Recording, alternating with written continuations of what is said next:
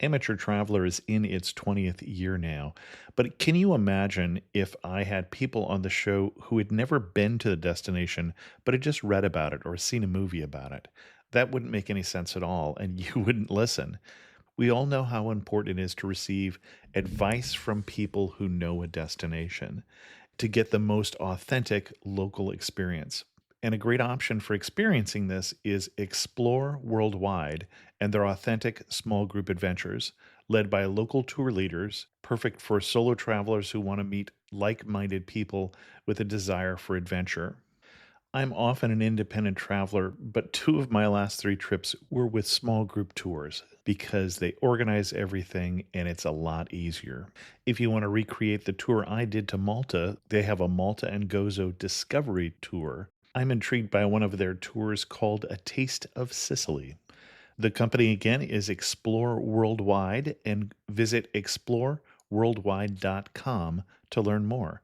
And thanks to Explore Worldwide for sponsoring this episode of Amateur Traveler. The nights are long, the days are short, and the weather is chilly to downright cold, depending on where you are. It's a good time to slip into a Quince iconic Mongolian cashmere sweaters, which start at only $50. You can treat yourself to everyday luxury at an affordable price with Quince. If you really want to dive into luxury, you can check out their leather handbags, washable silk shirts, and European linen sheet sets. Whatever you're looking for at Quince, all the prices are 50 to 80% less than similar brands, and they do that by partnering directly with top factories and cutting out the middleman. They only work with factories that use safe, ethical, and responsible manufacturing processes. And of course, they use premium fabrics and finishes for that luxury feel in every piece. But you've already heard me rave about my Quince travel pants. Treat yourself this winter without the luxury price tag. Go to quince.com/traveler for 365-day returns plus free shipping on your order. That's QUINCE.com/traveler to get free shipping and 365-day returns. Quince.com/traveler. And thanks to Quince for sponsoring this episode of Amateur Traveler. Got my bags packed, I'm on a roll. I'm heading out there and I'm ready to go. I'm looking real good in my passport photo. Oh, no. Amateur Traveler, episode 694. Today, the Amateur Traveler talks about mountains and mosques and jingle trucks, the world's most dangerous bridge, the Kalash people, and the Karakoram Highway as we go to northern Pakistan. Welcome to the Amateur Traveler. I'm your host, Chris Christensen, and I think we have a treat for you in today's episode, so let's talk about Pakistan. I'd like to welcome to the show David Harden from TravelWornSatchel.com, who's come to talk to us about northern Pakistan. David, welcome to the show. Thank you, Chris. Thank you. Nice to be here. Your accent is clearly not one from northern Pakistan. We're talking to you while you're in the UK near Windsor. What led you to Pakistan? I'll give you the shortened version, but when I was 18, I decided to travel overland from the UK to Australia. And I got as far as Afghanistan. Before you realized you'd run out of land? It was that and the Russians got in the way. So, yes. Well, yeah. Yeah, that happens, doesn't it? I was away 2 years. And decided that I still want to go along the Silk Roads. I was still interested in Islamic culture and art and architecture. And so I've been filling in the gaps ever since. So I've sort of done Australia and parts of Southeast Asia and all of Europe and a few of the stans. But Pakistan was always there and the one that I needed to tick off, really. Well, and you chose northern Pakistan on this particular trip, which, as we were talking beforehand, you said is quite different from southern Pakistan, and that would be a whole different trip. North and south is very, very different. I mean, the north, it's called the northern areas, and basically consists of three huge mountain ranges. So you have to the west, you have the Hindu Kush. In the center, you have the Karakorams, and then surrounded on the north and east by the Himalayas. And they're absolutely wonderful mountain ranges. But as you get further south, Islamabad, where I flew into, the Great Trunk Road, it becomes plains. Pakistan also becomes desert, all the way down to Karachi, which is on the Arabian Sea. So, yeah, they're very two distinct areas. Well, shall we start then in Islamabad? I actually just flew into Islamabad. Islamabad is a modern city. And one of the interesting things is that there's a city right next door to it as well, Pindi, which is the ancient city. But Islamabad is the modern city of Pakistan, built very much along grid lines, very easy to navigate. I would say that actually just before I started this trip, I'd originally planned to buy a motorbike in Islamabad and then travel up through the Karakoram Highway and then head off, to various places that I'd read about in various books.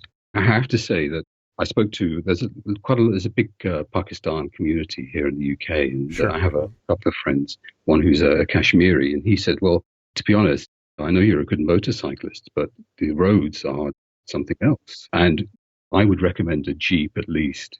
So I said, "You better listen to this sort of thing." I listened to him, and I got myself a Jeep and a guide who met me actually at Islamabad airport. And I spoke to them over a number of weeks, number of months, really, setting out an itinerary. And he kind of found out about what I wanted to do. And that was great. And so I had a Jeep and a driver. And I have to say, it was probably the best decision I made. I mean, normally I would travel alone and make my way around. But I think this would have been a journey too far. How did you find a Jeep and a driver?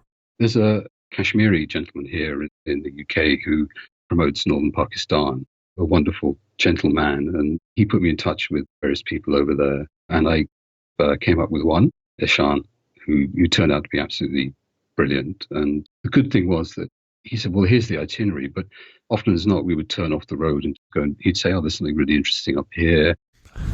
I suggest we don't do this." And I think that another question on people's lips before I went were, well, what about safety? Because one Sure, yeah.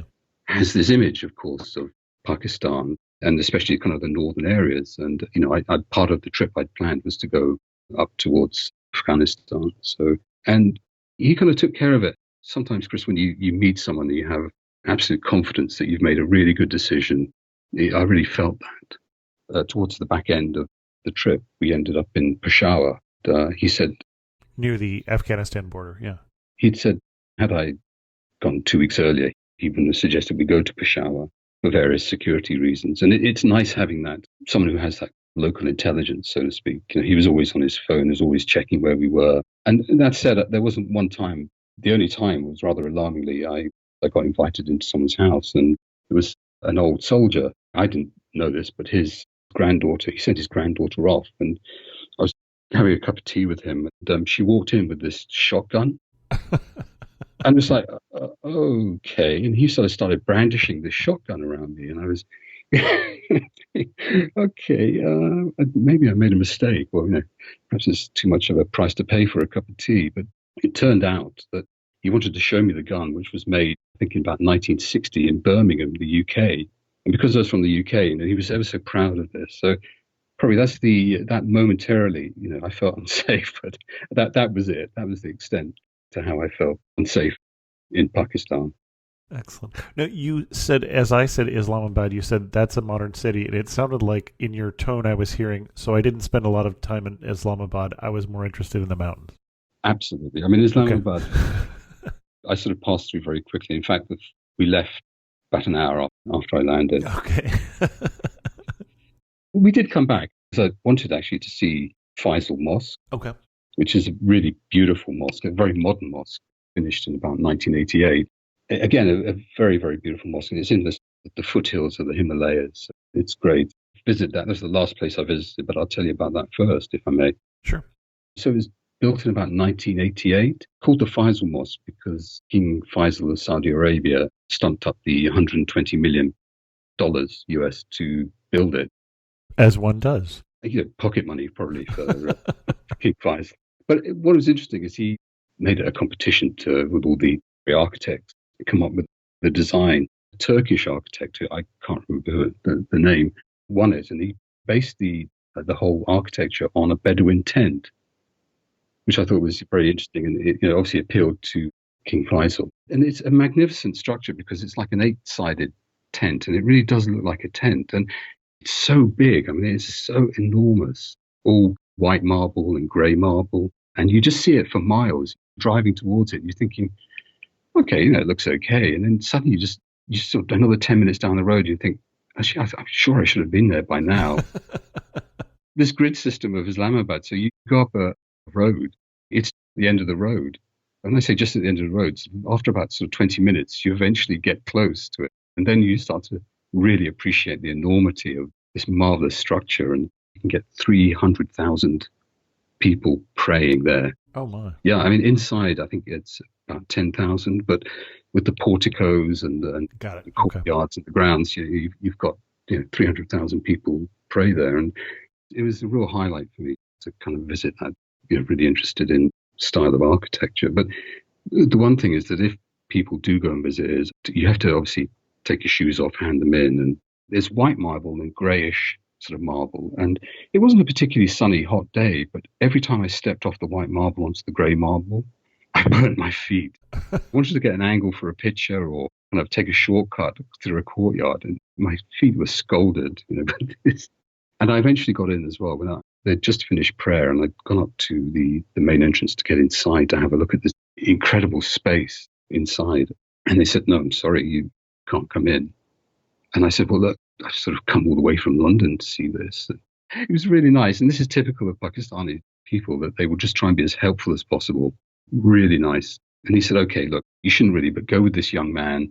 And he sort of spoke to the young man in Urdu, and we trolled off around the back. This young man took me off around the back, and there was a back door. And he took my camera off me. He said, "Look, no pictures. Just go inside and just have a look." And I thought it was this really, really nice touch. And again, got to tread on the carpet. I saw the mihrab, and it was really nice and really serene place. Children having lessons, and a really great atmosphere. And I came back, and the young man was there, gave me my camera, and going back. And I was sort of going to complain to him, because everyone in there had phones. They were taking selfies and pictures. And I was thinking, well, I was lucky enough to be let in, so I wasn't going to push that. But really worth a visit. There's a lot of history to this place, but that modern architecture, it was absolutely stunning. And in the surroundings of the hills, with the backdrop of the foothills of the Himalayas, it's a stunning location. Excellent. Well, shall we move off then into the Himalayas? Left Islamabad really quite quickly and travelled up the Karakoram Highway. After a couple of hours, we went up the Karakoram Highway. After a couple of hours, we reached Abbottabad, had some lunch. Abbottabad is famous or infamous for where Osama bin Laden was held up and was eventually killed. Okay. You could sense there was perhaps a little bit of tension there, but nothing that would worry me in any way. After lunch at Abbottabad, we turned off and went up this track to a place called Naran, where I spent the first night. And Naran, it's a very hilly place, and it was really quite cold. It's actually a holiday town, but it only opens really from sort of May time. It's worth saying that I actually flew in middle of June, because actually going earlier to the Northern Territories, they're virtually impassable with snow. A lot of the passes you just can't get across, so you have to time it. Whereas conversely, if you're going to the south, the best times are winter time. So we got to Naran, lots of snow about, had some really nice food. I was tired because it was an overnight flight, so early to bed. Got up, and then we headed up to what's known as the Babusa Pass, which again is only opened May, June time. And that's about 4,000 meters up. One of the issues I thought I was going to have was with the altitude. So what Hassan was really good at is saying, look, we'll drive you up slowly. We'll take you up to altitude. We come back down. You can sleep, and then we go back up to altitude. So you can build that resilience to altitude, which I was really thankful for, because we got up to the Babusa Pass, and it's really beautiful. I mean, you see down these two valleys and these snow-covered mountains, and you can see for miles. And I knew we were getting quite close because there was this portable toilet, because it's only open for a few months of the year. Everything's temporary. There was this portaloo stuck in the middle of nowhere. What a view! And I just thought, gosh, if you're going to use that, what a perfect location to sit and contemplate for a while. You come around this bend, and there's this temporary village. It's marvelous. I mean, it's all caravans and corrugated iron and wood. It's all been knocked together, and a few permanent houses there. And as I walked around and had a look at the view, and inside the houses was piled with snow, because they'd had so much snow, it all drifted through into temporary houses. Huh. I say temporary because they're only inhabited, like I say, from about May through to October. Okay. And you say caravan, and for my American listeners, your caravan is my RV. I think we're talking about a recreational vehicle here. Okay. I think when I say caravan in Pakistan, it's probably elevating RV to something, or Okay. elevating something it's not, but a wooden box with wheels on the. Got it. Okay. I got back into the Jeep and we headed down. We're heading down to a place called Chilas, but we'd stopped in this traffic jam off the pass. I was told that the road was blocked because the snow had come straight across the road, entirely blocked the whole road, and that we'd have to wait a couple of hours whilst it was cleared. So I walked down the road. It was fairly steep. Met some young guys there and we chatted and had some photographs taken and had a look at the snow that they were clearing. And I started to walk back up to the Jeep. And, I suddenly felt really leaden-footed. I mean, it was so hard putting one foot in front of the other and breathing. And I thought, I've really got this altitude thing. And the guide and the driver were really good. They recognized it. They sat me down, gave me loads of water and a couple of sweets to suck. And we moved after about an hour, but after about 10, 15 minutes, I was fine. It struck me then that I really made the right decision to go with these guys. I think because had I just sort of on my motorbike firing up a hill, I suppose the obvious question might be, well, what about guidebooks? Didn't you read anything that would perhaps tell you this?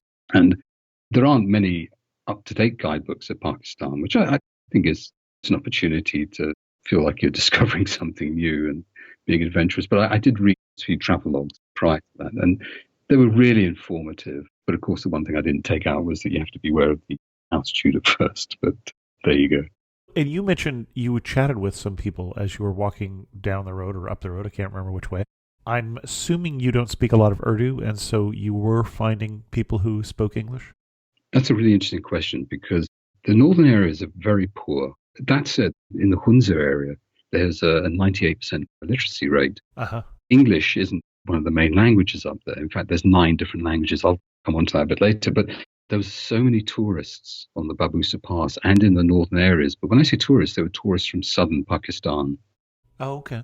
Yeah, and so a lot of the, I suppose, middle class, more affluent people were coming up from Karachi, from Hyderabad and Lahore, Islamabad, Rawalpindi, to visit the northern areas because the northern areas is starting to become more accessible now because of the roads. There's a lot of publicity, people traveling up there.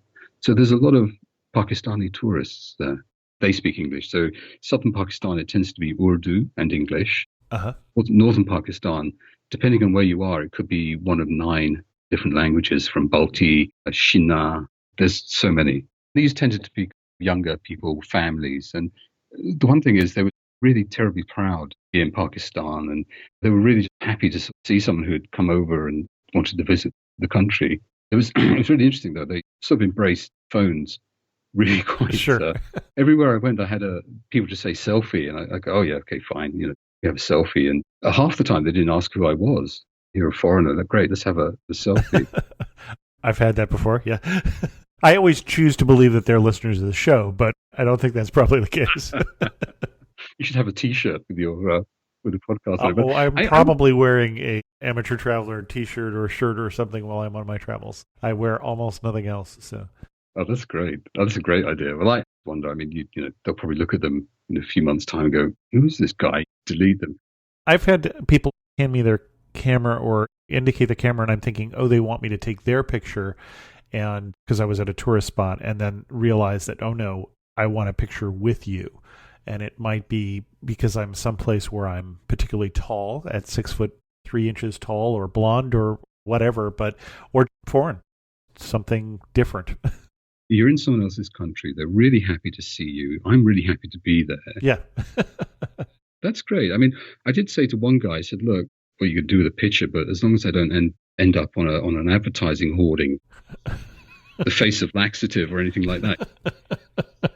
And he assured me that wasn't going to happen. That's fine. You say yes and you accept the consequences. So, and that happened throughout the entire time, apart from the Hindu Kush, which there were very few tourists, foreign or otherwise, in that area. But that was great. We, after sort of chatting to the guys, we managed to get through, and we went through Chilas. And again, the other good thing about having a really good guide, like Sean said, he said to me, don't take any pictures in this valley. And it turned out it was a Sunni valley, quite fundamental. I don't mean that in a sort of, it's threatening in any way, but women don't come out.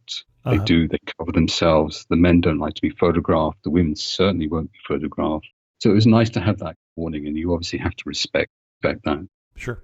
We powered through Chilas, and we ended up in a town, then rejoined the Karakoram Highway, and then went up to a town called Karimabad, which I really loved. I think it was the second night we spent up there. Now, high up, we're going towards the Chinese border.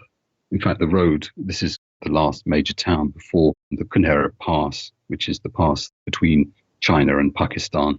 Uh-huh. I believe it's the highest pass in the world, 4,700 meters, something like that. And everyone goes up there and has a selfie taken, apart from me, I have to say.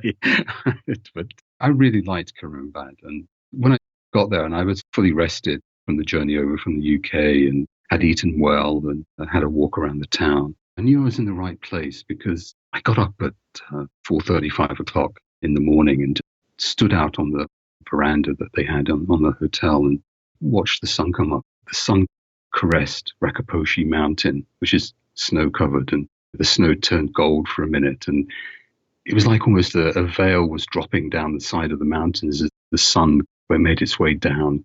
The sounds at that time of morning. So you could hear about 2 kilometers away in the valley, there was the Hunza River charging down and magpies, flying around, coming to look for food, and the odd wagtail. And those sounds, sounds in the morning you get, it was wonderful. People with the odd going out for a walk and the odd car just going. And there was a real kind of serenity about the whole place. I felt, yes, I'm here. This is it.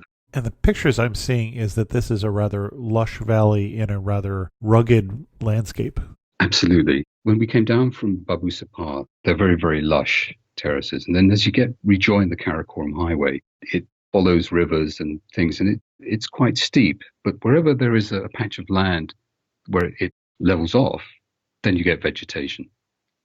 And interestingly, as you get higher up as well, when you start to get off the Karakoram Highway into the villages, they have summer houses, summer fields. So oh, sure. Mm-hmm. They'll grow enough food for the winter and then come back down. So they're always temporary. You'll see by the side of the road, as we were climbing down from Babusa Pass, there were beehives on the side of the road. They come up from Chilas, the farmers, and come up from Chilas. They tend the fields, but they bring their bees with them. The spring flowers are there, and the bees make this wonderful honey. They sell it, and then they take the bees and off back down to Chilas for the winter. So any spare ground is really used for cultivation. I mean, it's very agrarian. There's no industry to speak of up this far. And you mentioned Chilas. One question I had that you didn't mention is I see that there are some ancient Buddhist petroglyphs in the Chilas region. Mm-hmm. Did you get a chance to see those, or? Didn't see those because we were delayed getting over. Got it. Okay. But further up, between Gilgit and Karimabad and towards a place called Pasu, there are 4 of those. I mean, they were quite remarkable, the stones. And I think I met another guide up there, and he took us there. And he was saying they were from about 5,000 to 1,000 BC. Yeah, and that's what I was saying. what they actually were was like a message board, like an ancient message board, like TripAdvisor. Which is the way he described it, which I thought was wonderful because, I got the picture immediately. He said, oh, yeah, it's a message board. And there was many different languages there. So you could see Chinese, you could see slightly different script, telling the travelers and the traders, turn left at Karimabad and go over this pass, and it was as simple as that. That was the Sacred Rock. Yeah, wonderful to see that. I mean, 5,000 BC, goodness me. You really get that sense of this well-trodden path there, the Silk Roads and the traders. And so I didn't see them near Chilas, sadly, but I got to see them further up. And they are dotted all the way along the Karakoram Highway. It was a great experience. So ancient signs that say "Eat at Joe's" basically is what you're saying. Yeah. That's it. Turn left at 20. Turn left in 20 minutes. Better for your camel. And also, I suppose something where the nearest caravanserais were. And sure, that would make sense. We have our modern version, which we carry around on our phones. But really amazing. I really liked Karimabad. There's nothing much in the town. An old fort, I understand. Old fort. Well, there's Balti Fort and there's Atid. And this area, Gilgit, Baltistan, and particularly this is the Baltistan area, They called it Little Tibet because the countryside resembled Tibet. But also Altifort have Tibetan influences. Okay. So the Mir, the king of the area, the Hunza, built this with craftsmen who'd come down from Tibet, from the Tibetan plains through China. And as they were passing, of course, they traded not only goods, but also services and things like that. You'll see that a lot along the Karakoram. And there was a really old village, Ganesh, which again dated from, I think, about 180 BC. And there were some remarkable, really small one-roomed mosques. I mean, just really small. And sort of three families, it was their legacy. They built these small mosques. And they were very, very simple rooms. But outside there was this wonderful carving in this juniper wood. But the carvings had Hindu influences. So there was a swastika. There were Buddhist-like lotus flowers. And there was mirabs as well. So the guide of this particular village was saying, well, it's because the craftsmen came down from China and up from India, and as they travel along the Silk Roads, and they got all these different influences, and they just made them into these mosques. Huh. But Balti Fort is really, it's worth a visit. I don't know if it's a myth or whether it's true, but as you come out of the Balti Fort, it's really, really high up. So it's quite high up on the top of the town, and you're probably 800, 900 meters above the Hunza River, and it's really quite steep. It drops off. And as you come out, there is this rock which stands by itself, which has a flat top, and it's about 4 foot from the where you come into the fort. And apparently, to show that you're man enough to protect the Mir of Hunza, you had to jump from the entrance to the rock and back. And those that failed, well, they failed. That's it. It was a one-time test. It was. But I looked down and was like, okay, well, fair enough. Luckily, they'd sort of fenced it off, so I wasn't in any way tempted to have a go. But the scale of the mountain and the valleys, it's really hard to describe, actually. I talked about the roads. I mean, the Karakoram Highway is paved for a lot of the way, but much of it is still under construction, and it's really dusty and rocky, and it's more of a boulder field, which people just have to drive across. Well, and my impression is it's not like it's under construction and then they'll finish it and be done, but that it's going to need pretty constant attention because of the extremes of the weather and rock slides and all of that. Absolutely. You're absolutely right, because it is under construction. And then every year I went to a marvelous village called Tarashing, and every year the same people come and just make the road. This particular bit between Gilgit and Karimabad, it's paved in parts. But while I was in Karimabad, I shared a hotel with a cycle tour, like Tour de France type cycle tour. They had teams from Kenya. I think they had one from Iran, maybe. Certainly the Arab Emirates. And I shared my hotel with the Afghanistan cycle team, who one of them won. But I was trying to ask, well, the wheels, are they made of steel? I mean, how do you get through this? But I couldn't imagine these guys on these really thin road bikes traversing this road where I'd come up in a Jeep and was lucky to retain a mouthful of teeth on because I'd been bounced around everywhere. I wondered if they actually ran with the bikes rather than cycled them, but they assured me they didn't. But that was great. So I really enjoyed Karimabad, and I went up a little bit further up towards Konerab to Pasu, stayed there a night, and then decided to come back to Karimabad. On the way to Pasu, there is this bridge called the Hosseini Bridge. It crosses the Hunza River, and I think it's about 300 meters long, this bridge. It's a footbridge only, and loads of tourists were there, but not many people on the bridge. You climb up and you wander down, and everyone's having a cup of tea and chatting. Met a really nice couple from Karachi there, and I said to him, you're going to go across the bridge? And he kind of looked at me and just sort of shook his head, no, it's not going to happen. When you say it's a bridge, you're being rather charitable. I'm seeing videos of the world's most dangerous bridge. This is a hanging bridge with almost some supports in the base. It's not even like it's solid. You got it. Oh my gosh. Okay. I tried taking pictures, but I decided, right, I'm here. Yeah. I'm going to go for it. And I think I sort of got a bit of a gung-ho attitude because this young man from the village on the other side ran across. Oh my He just jogged across happily, the rucksack on his back, some fresh vegetables and things on. So He made that look really easy. This is going to be a breeze. Semi-macho idiot that I am, I decided to go across. When you look at it, you just think, oh, that's fine. You start on, and the planks, which are probably about 6 inches wide, but they're about 2.5 feet apart, which is fine when you start off because it's fine because all you see is ground. But then suddenly you're 2 or 3 meters above this raging Hunza River, this grey river that is just surging down this valley and it's boiling underneath you. And you think, okay, well, I'm going to hold on to this wire that they've strung across. You're holding onto the wire and that's shaking because someone else is at the other side. That's shaking as well. And so each step you make, you're thinking, okay, well, fine, go on a little bit further. I probably got about 100 meters. How, I don't know. But of course, I forgot that if you got 100 meters there, you've got to get 100 meters back. And I was sort of a third of the way through this bridge, and this bridge, the wind started to get up. So it was wobbling from side to side and up and down. And by now, two cable, which was about as high as my head, so you kind of felt safe, had now disappeared. And it's gone down to waist level. I think they call it disco leg. Your leg just shakes, doesn't stop shaking.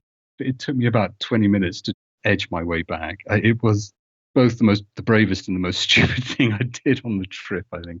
And my understanding, there's the old bridge in tatters next to the new bridge. That should have been a bit of a warning, shouldn't it? I should have looked and thought, okay, maybe not. The setting was magnificent. So you go across this bridge and there's this path to a village which is hidden in the trees, these lush meadows. And in the background, you see what are known as the Pasu cones. These are these very spiky, sandstone-coloured, sort of yellowy coloured mountains. Really beautiful setting. When I got back and I thanked the Lord and everyone else I knew, Sean looked at me, his head, just to say, what on earth were you doing? And he took me, we were on our way to Pasu. He said, look, I know somewhere. We drove off up this track, up a mountain, up over a ridge. And there was this oasis, this lovely lake, turquoise lake with fresh water. And I dipped my toes in that. And there was a small house beside it. And he knew the owner. I think he had cousins and uncles everywhere, this guy. He called me and he said, oh, lunch is ready. And it was great. We sat by this wonderful lake, which you wouldn't know it was there. You wouldn't even know there was a track up, and had this wonderful curries and breads. Well, and I'm looking at a picture of Batura Lake, which I wonder if it might be. It's at least one of these many turquoise-colored lakes in the region. You mentioned the river being gray. I mean, obviously there's a lot of there's a lot of ex-Himalayas being washed down the river. You can tell where the river originates from by the color of it. So if it's gray, it's glacier, because it takes all the earth with it and all the rocks, and it's almost cement gray. It's a really deep, solid gray. Yeah, you're absolutely right. But there are some rivers that you can see which are pure spring water, and they're really nice. So you get sometimes snow melt or spring.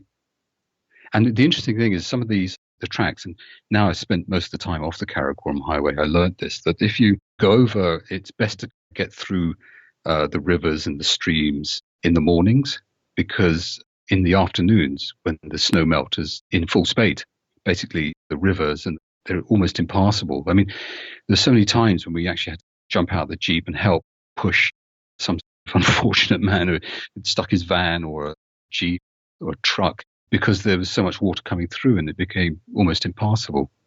And that was in the afternoon. So invariably you'd start early in the morning to try and get through these rivers. You mentioned the highway again. And one of the things that I've seen pictures of, and I don't know if it's still the case, is these really colorful Pakistani trucks along the highway, almost like Filipino jeepney, many colors and such. That is still what you'd find on the Karakoram Highway? Oh, yes. Yeah, absolutely. I love them. And I was trying to hitch a ride on one. I said to Ashan, dump me here. I'm going to just see if I can hitch a ride. And he said, no, not on this road. When I think about it, he's probably right. But he said, oh, you're interested in it. That's great. And so on the way back from Peshawar, he said, we're going to go to Rawalpindi. And he said, I'm going to take you to the train station because that's where the British Army came, and et cetera, et cetera. They said, but I have a treat for you. So I said, yep, fine. And he took me to a truck yard where they actually they have the chassis of the truck, and then they make the entire truck in there. So various kind of I say workstations, but various areas within that yard assemble this truck. And I saw how they were done. They welded onto the chassis, the boxes. They made the hood like cap the color that the man who paints flowers on. So skilled and so wonderful. And a lot of the decorations are made with sticky tape. So different color sticky tapes. Yeah. So they'll cut them and then stick them on. But they do it so quickly and so wonderfully. So you get these bright yellows and reds and flashes of silver. And some of them have stories. So there was one truck there which had just been finished, and it had 3 MiG jets going up the side, which I didn't look terribly ethnic to me, but it was what the driver had ordered. And that, again, was a wonderful experience. So I spent almost an hour photographing and recording sounds and things, and marveling at each stage of this truck being built. But it's almost like fairground ride. When they start to hit these off the tarmac roads, the suspension seems to be quite soft. They wobble at alarming rates. So if you're behind one and you see it's almost, you're thinking, if that's going to go any further over to 30 degrees, it's going to end up down in that gorge. But they seem to right themselves. I heard a story, and I think it's probably true, but the drivers are so skilled. But to stay awake and alert, they smoke marijuana. When I got to Rawalpindi, there was one driver who was taking a truck out and was going to deliver it to Karachi. And it was going to take him 3 days to drive it down there. And he showed me around. He showed me the air conditioning. The air conditioning was like a fan with a battery. He plugged this fan into a small motorcycle battery. He just started fanning. He said, "Oh, yeah, air conditioning." Yeah, great. And then he opened this box, and there was this quite a large quantity of marijuana. So I sort of figured that was for personal use to get him through the desert down by Quetta and places. So it was so colourful. And all of them, and also the personal cars and Jeeps, have black cloth hanging down from mirrors and from bumpers and from various other places. And that's to ward off the evil eye, they say. Apparently it distracts the evil eye. Okay. It worked in our case, although I remember I was going down, I think, the Astor Valley, and I looked down this valley. I did see a couple of wrecks down there. So they are wonderful, those, and they carry so much. Really, really great. And it was marvelous that Sean took me to this place when he found out I was really interested in it. Again, another reason perhaps why you should get a guide and things rather than, I wouldn't have experienced that had I tried to do this myself. I could have gone to most of the places by myself, I imagine, because you can get Jeeps and things. But if you read some of the books I read, as adventurous as it is, it would take far too long, be uncomfortable and not flexible enough. Well, and I'm seeing that if you're in Rawalpindi and you wanted to see the trucks, you want to go to Railway Workshop Road, which is where you'll find all the truck workshops. We need to move along here a little bit. What else do we want to talk about on the itinerary? I better speed up because actually I'm still sort of only 4 days in. So from there I went up to the Pasu Glacier. Again, a wonderful hike, about 4 hours up to the top of this glacier. Came back through Karimabad and then drove down the Karakoram Highway to Gilgit. Beyond Gilgit, we decided to go to a village called Tarashing. We had to go off the Karakoram Highway through a valley called the Astor Valley, which is incredibly steep. And again, they're starting to tarmac it and things, but quite incredible roads. And again, really, really steep sides of this valley. And you climb up and up and up and up. And eventually you get to this crossroad. And if you turn left, you go across the Desoi Plains. If you turn right, you come to this village of Tarashing, which, like I say, each year there's a landslide, and each year the same road crew come up and build the road. And we went over there, good work, which was great. And that was a lovely village. I stayed there's only a couple of guest houses there, but it's the start of the climb for a mountain called Nanga Parbat, which is called the Killer Mountain. And it's one of the highest in the region, about 8,000 meters. I climbed over a glacier and went to these villages called Rupal, so Lower and Upper Rupal, and walked towards the base camp of Nanga Parbat. And that was a lovely village. It was nice to be there. But electricity went off at 10 o'clock, so I brought a torch with me. I brought a torch with me when I was reading or writing my journal. And suddenly everything just went dark. And because, just rather stupidly, I'd left my torch in my bag, it took me about 10 minutes to feel my way round and go to bed. But Just he said, "Oh yeah, we just don't have electricity here." So the next night I was more prepared, so which was good. That walk to the base camp, which is about 6 hours, and the son of the guest house owner came with me. It showed actually the contrast between the various tribes and the various peoples in northern Pakistan. The language up there is called Shinats, which is the mountain language. But going through Lower Rupal, came out, shook my hand, we did selfies. The butcher was slaughtering a goat, and we chatted, and I took pictures. We walked on to Upper Rupal, and Upper Rupal is a temporary village, so it's a summer village, really lush meadows leading up to the mountain, really wonderful. The people were really standoffish. I don't mean that in a bad way. I'm a foreigner here, and quite right, this is their land, their things, and I would be slightly suspicious if someone I didn't know, especially a foreigner, came in. So I'm not criticizing in any way, it's really observing. And I found out later that that was a Sunni village, and the Lower Rupal was a Shia village. It struck me that everywhere I went, you could almost tell that there was a difference between the sort of the sects. And in the Hunza region, where I was, in Karimabad to Gilgit, there is Mali, which is a sect of Shia, and tend to be slightly more relaxed. And the further west I went, over towards Chitral, Afghanistan, the more Sunni it became, and slightly more formal. And you had to be careful. There were fewer women, virtually no women in some of the villages, and you drive through, and if they saw you coming, they would just run inside. Quite a contrast. And then from Tarashing, we went across the Desai Plains, which is it's a huge plateau. I think it's one of the highest plateaus in the world, if I'm not mistaken. And in spring, apparently, it's full of flowers. But when I went across, it was barren with rocks. But it was very beautiful in that barren way that boulder fields and things are. There weren't many mountains because you were on top of this plain. It was about 8 hours bouncing up and down. There's no one road. Aim for something, and then if there's something in the way, you either turn round, go around it on the left or on the right.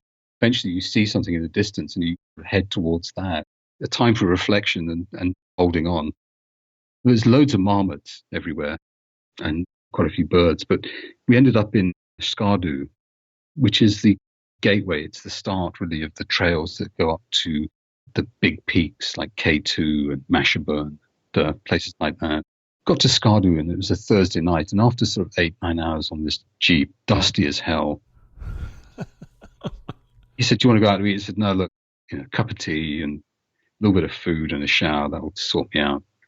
Went to bed, and then at 3 o'clock in the morning, I thought all hell had broken loose. At first, I thought it was an air raid siren, and it was just, how you're sort of in that half sleep, and you're not sure if you're dreaming it or it's reality. Well, this blaring noise.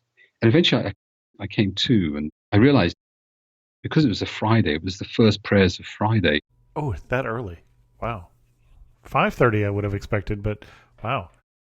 3:20. And the other thing which sort of set me off was that the mosque and its speaker from the minaret was right by my room. So it was full blast. I got up, went and sat on the balcony, recorded it a bit. Well, it went on for about half an hour or so. But what was really nice, I do really like hearing the call to prayer.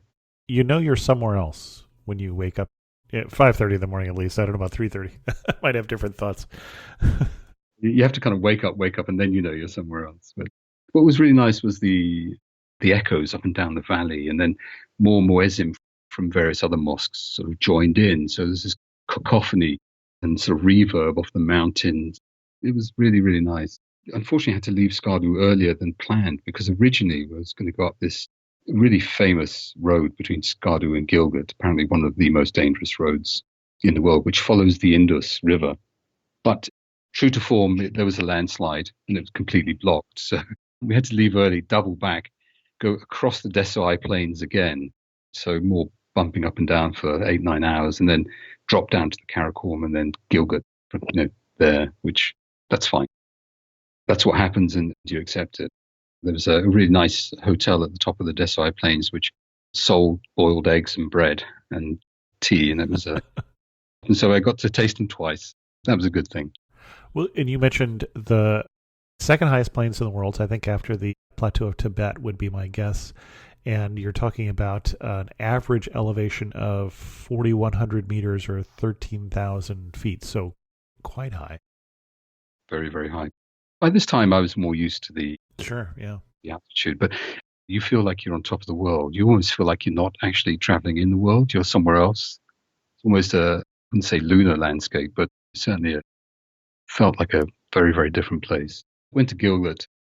Gilgit's, for me, quite an interesting town because it was the frontier of British Empire in India, good or bad as that may be. But I just went to see a couple of kind of British graves up there and found a photograph in an old book from about 1889. And I showed it to the guide and his son. He's from Gilgit. He said, "Oh, yeah, I know where this is." And so we went to find out where this picture was taken so I could get a look. It was a government office, but it was really high security and everything. But true to form, he knew, or his wife knew someone there. And we got in, which was great, and had a look. And I just held this photograph, this backdrop, and the commander there came and looked, and all the things. And it was wonderful doing it. It's a very nice town, Gilgit. Big bazaar. A lot of people stop there to stock up if they're going to go mountaineering or trekking. So it was very, very, very good. We left there because we had a bit of a deadline because we had to get to the Shandur Pass. So now basically we're heading from Gilgit in the east across towards a city called Chitral, Afghanistan. So now we're heading east-west. So we drove along this, again, bumpy roads, all off to a small town called Gupis, which, again, very nice, high up. Not really much there. It was really just a stopping out point. And then the next morning got up and we came to the Shandur Pass, which for, I think, 50 weeks of the year is the pass. And there is a couple of temporary buildings there. Really beautiful between two sort of mountain ranges, a wonderful valley.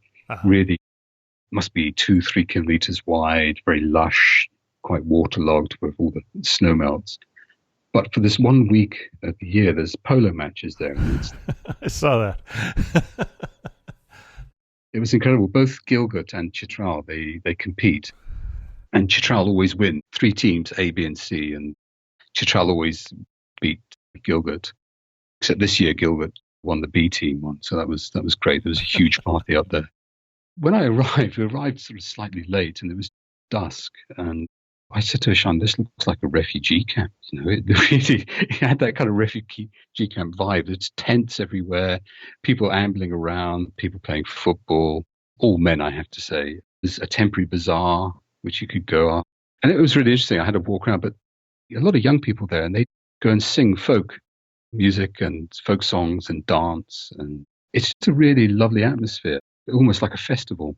So I got invited into tents and people were trying to make me dance, and I really don't dance, but you give it a go and then amble out of the way. Well, and you say almost like a festival. This is the Shandur Polo Festival, so very like a festival. It is the Shandur Polo Festival, but it's not just polo.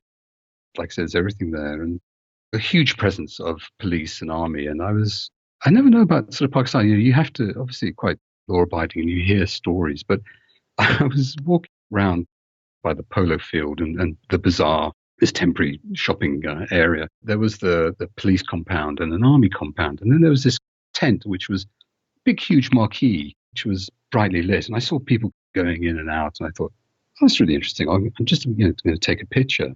And just as I put my camera up, a man came up to me and he went, no, don't take a picture, in a very nice way. And I said, oh, okay, is it army?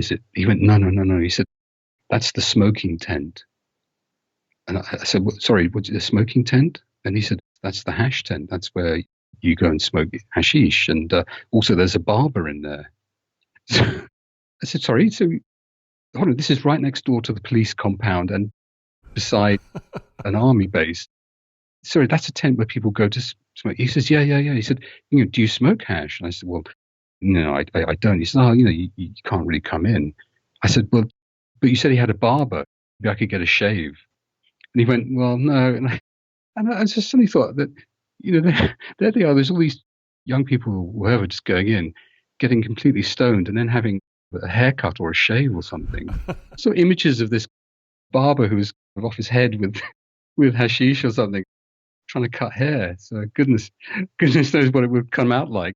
It just seemed incredibly liberal and a complete incongruity with the police and the thing, and this big huge hash tent, which was something out of the '60s that was flashing light. Well, and sometimes in that part of the world, and I don't know about this case, it's not so much liberal as cash is exchanged hands. Yes, absolutely. The palms are oiled. I think they are. Yeah. Not to find that there's gambling in the no. So Also, I mean, obviously you can't get alcohol until I got to the Chandor Pass, and these young guys from Gilgit who were smoking and everything. And I sat down and chatted to them, and they played me a song, and they said, "We're going to sing you a song." And the guy said, "We probably need to talk to you now before we get too wasted." He said, "Here, do you want a drink?" So I sniffed this thing, and he said, "Oh yeah, that's Hunza water." I was like, "Okay, Hunza water, right?" So it was the alcohol. I took a sip, but goodness, almost felt the enamel coming away from my teeth. It was really rough, but it was great fun. I mean, it was really great fun. And the polo, I don't really understand the game of polo, but it was really good to watch. The crowd getting into it. I had to sit in the VIP section, which was great. So I had people explaining everything to me. Look, an excuse for men to hit each other with hammers, whilst riding a horse, but it seemed incredibly violent. It was marvelous. It was just a wonderful experience, which I perhaps wouldn't have had otherwise. Really chuffed to have had that. Apparently, within 2 days of the festival finishing, it's clear there's no rubbish, there's no tents, there's these temporary buildings, and this polo ground. It's back to normal, and it's then one of the routes across from Gilgit to Chitral. So I ended up in Chitral, and by this time, that sort of time was running out a little bit, really. And, okay, I got to Chitral, and Chitral, like I say, it has a real frontier flavor about it. And to give you an example, I was walking around in the bazaar, and you could buy Chinese dumplings and dim sum there.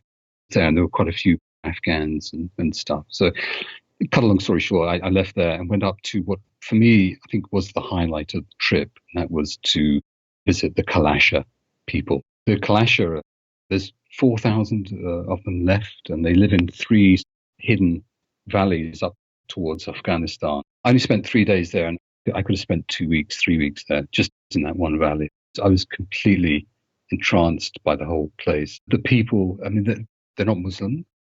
It was originally called Kafiristan.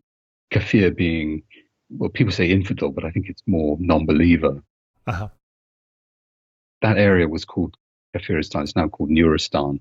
And that stretches from Chitral across into Afghanistan, that whole area.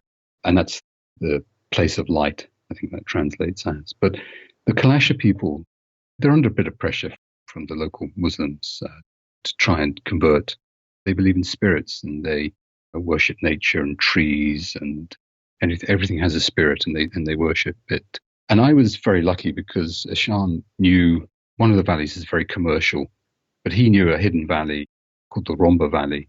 It's no longer hidden now, of course, but they're called the Romba Valley, and he knew the chief there who had a guest house. So we went up there, very, very narrow-sided. It's only about an hour or so out of Chitral, 2 hours maybe out of Chitral. And as soon as you get there, you cross a bridge and you enter a completely different world. It isn't Pakistan. It's somewhere else. So the men are dressed in shalwar kameez like everywhere else in Pakistan, but the women are in black robes, and they're embroidered in beads and wools, mainly greens and oranges, bright blues. They wear cowrie, these shells that they sew onto headdresses. And yeah, they come out and they greet you. Women just were interested in me, and they chatted to me without men there. They were not equal, but the women were slightly more open and approachable, and not Sure. afraid to come in. They weren't inhibited by the religion. I was lucky enough, and I still in contact with Chief's son. Chief said, "Oh, here's my son. He'll guide you around the village." So I had this guide, and we went in and out of people's houses. They were making costumes for the dancing ceremony, which was going to happen in about a week or so before then.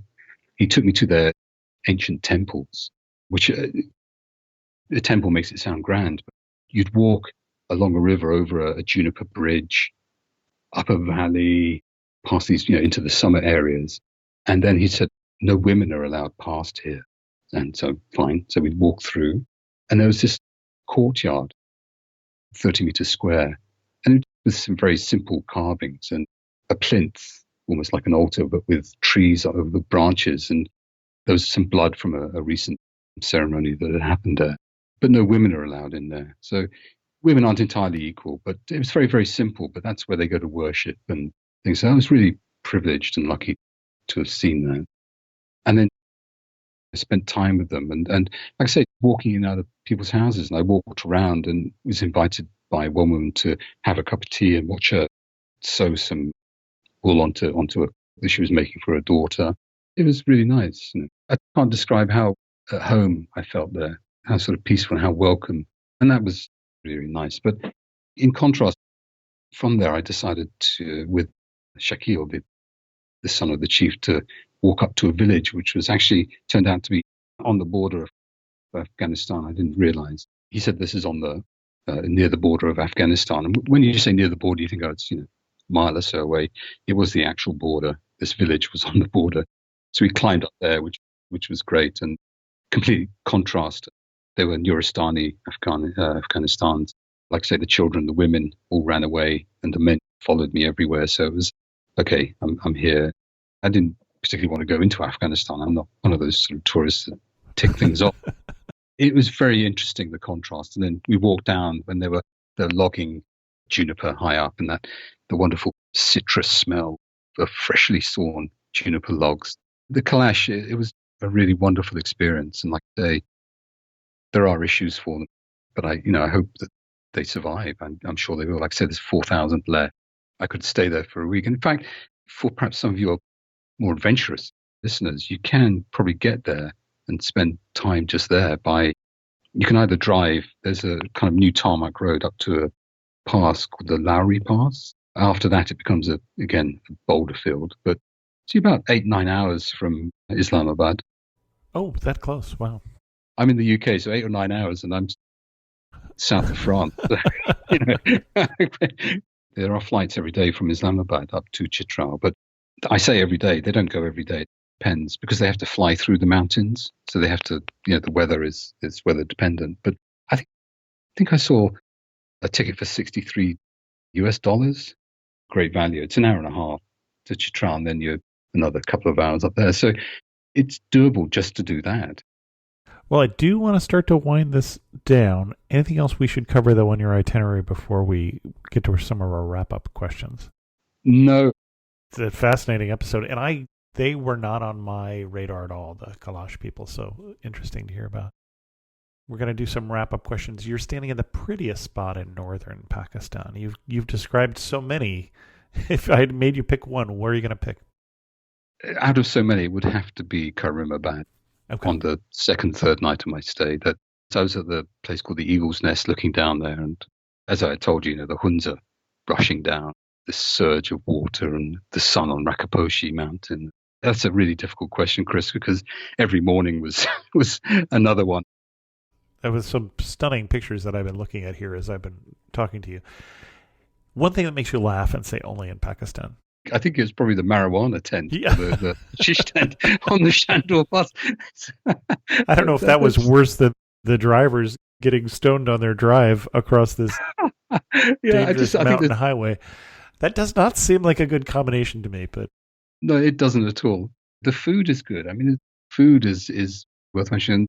There's so much. There's so many standout moments.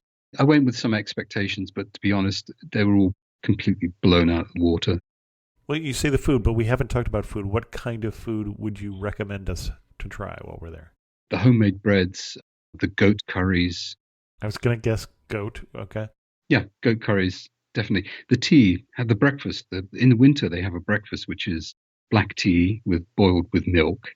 You put salt in, and then rancid butter, and then bread. No, I just didn't go that far. You lost me at the rancid butter, actually, but... Absolutely. Not going down there at all. But black tea with milk and salt actually is surprisingly nice. So dipped with a chapati dipped in it. sets you up for the day. Well, and our last question, if you had to summarize northern Pakistan in 3 words, what 3 words would you choose? Magnificent, wonderful, unexpected. Okay, excellent. Our guest again has been David Harden from the TravelWornSatchel.com. David, thank you so much for coming on Amateur Traveler and sharing with us your love for Pakistan. Thank you so much. I've relived it again with you, Chris. Happy about that. Thank you ever so much. This has been a long show, but I did want to officially announce the opening of the Amateur Traveler Patreon. And Patreon, for those of you who are not familiar, is a method that you can support with regular monthly payments creative projects like podcasts, either this one or some podcast you like better. But Amateur Traveler now has a way that listeners can help support the show. It helps pay for the editing and some of the other costs of the show. I wasn't anticipating that it would be as helpful as it has turned out to be, since I'm working for a startup right now that missed a round of funding, so I'm kind of on a 75% pay cut. But my thanks go out to those people who signed up even before this announcement. So the first 5 patrons being Tom Shaner, Savio Wong, Nathan Yang, Jeff Ulfs, and Colin McFadden. And you may recognize a couple of those names. Jeff has been on the show twice as a guest, and Savio has been on the show once as a guest. And thanks so much for supporting Amateur Traveler. For those of you who are not interested or not able at this time to be a patron, that's not a problem. I'm still planning on doing free versions of this show, but doing some special episodes for the patrons of the show. And then also, we just launched an Amateur Traveler store on Etsy. And so if you go to the amateurtraveler.com website, you'll see links now to the Amateur Traveler store. And we've already sold the first couple Amateur Traveler branded mugs, and that doesn't count the one that I'm now drinking my morning tea of. So a couple changes in the show, and I thank all of you who have supported it over the years with comments and reviews and all sorts of things, and those of you who talked me into doing a Patreon program. With that, we're going to end this episode of Amateur Traveler. If you have any questions, send an email to host@amateurtraveler.com, or better yet, leave a comment on this episode at amateurtraveler.com. And thanks so much for listening. I got to see one more cathedral. I got to sit in one more